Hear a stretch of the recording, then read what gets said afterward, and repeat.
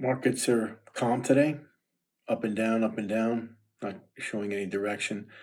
I know I keep talking about the dollar, but you're going to find out sooner or later this is really all that matters. Interest rates going higher, driving the dollar higher. Today, or the last couple days, we saw the euro break parity. This is the first time in over 20 years that the euro is below parity. This is very significant. Obviously, there are many companies, including most of the tech companies, which sell a lot into Europe, a lot of exporting into Europe. This is really going to have a serious impact into US corporate earnings. The UK, which is one of our top trading partners in Europe, also heading towards parity. The pound is about 1.15. No doubt it's going to head or even break parity at some point. This is really serious. Again, this is earnings, right? So what's affecting the market is inflation. Inflation is probably peaked. It's still going to be a major driver of interest rates, but the real damage is going to be done by the strengthening dollar. We're seeing commodities across the board under pressure. For example, gold, which I talked about yesterday, breaking down now below the support level. So I saw some charts a couple days ago that gold's at support. No, it just broke support. Gold is going to head down to the next support level.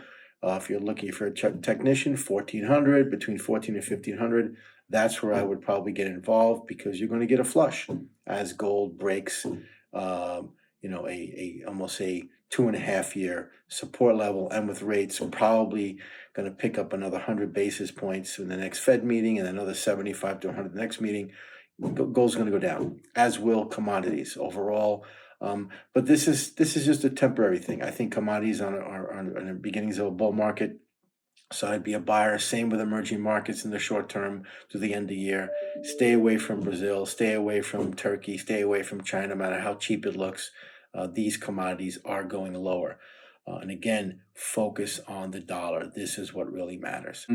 The other thing that I think is really going to be important, I guess, coming probably in December, is this whole idea of the debt levels, right? So there's going to be a debt ceiling situation coming up, but I think you really got to focus now. You can see the interest rate payments, right? So interest rate payments on debt are skyrocketing, especially over the last 3 or 4 months.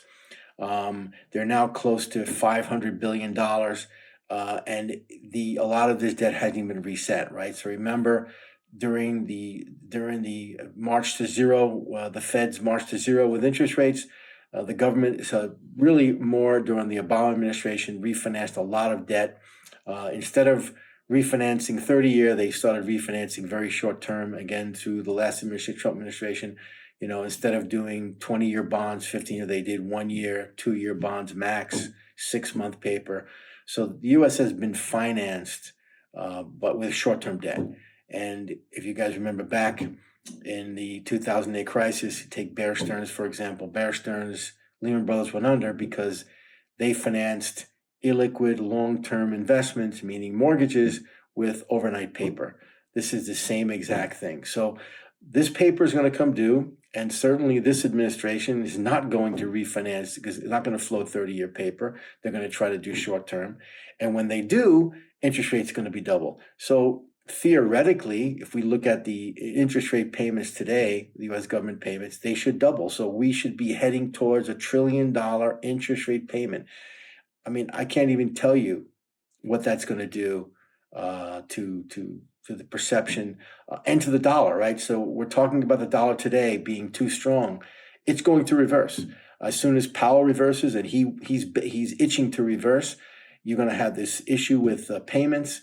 And that's going to be your signal to buy gold, emerging markets, all these. But that's months in the future, and we'll talk about that. The other big thing that's being affected, I should have talked about this with the pound, is the yen. The yen is probably the one currency of the G7 that's the most weakest through this period. The Japan has historically wanted inflation. They couldn't generate any inflation. Now they have plenty of inflation. It's about 2.7%. So relative to us, it's low, but relative to Japan, it's very high. But their currency is weakening, and I think people are panicking. But for Japan, because it is an export country, especially with autos, etc., this should be a benefit. So I think if you're looking for one place right now that there may be some opportunity, whether you buy an ETF or buy ADRs in some of the big Japanese car makers, this could be an interesting entry point.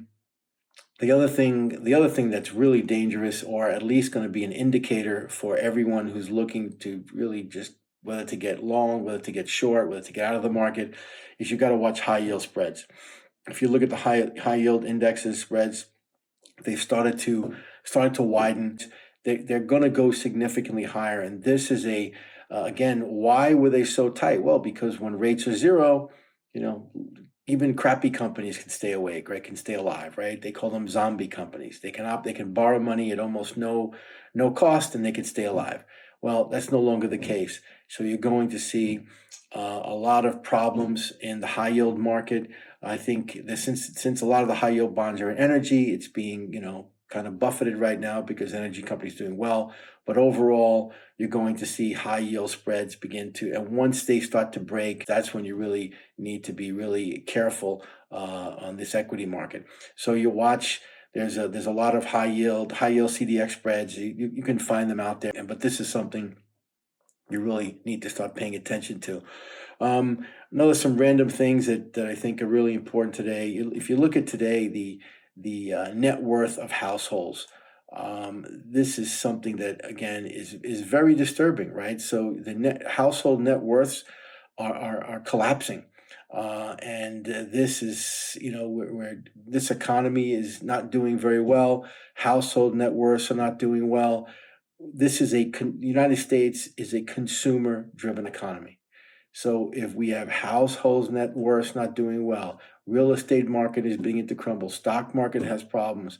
The U.S. economy, from a GDP level, I mean, it's not going to hold up, right? So whatever we have here, I mean, obviously they're trying to change the definition of a recession. That's ridiculous. But I think people are going to start worrying about depression, not recession. We're going to get very close. I don't know if we're going to, I mean, it's not going to be a 1920 style depression, but given all that's going on with the U.S. consumer, real estate, stocks, the higher dollar, we're going to get there. And it's going to be ugly. That's it for me, and we'll talk soon. Happy trading.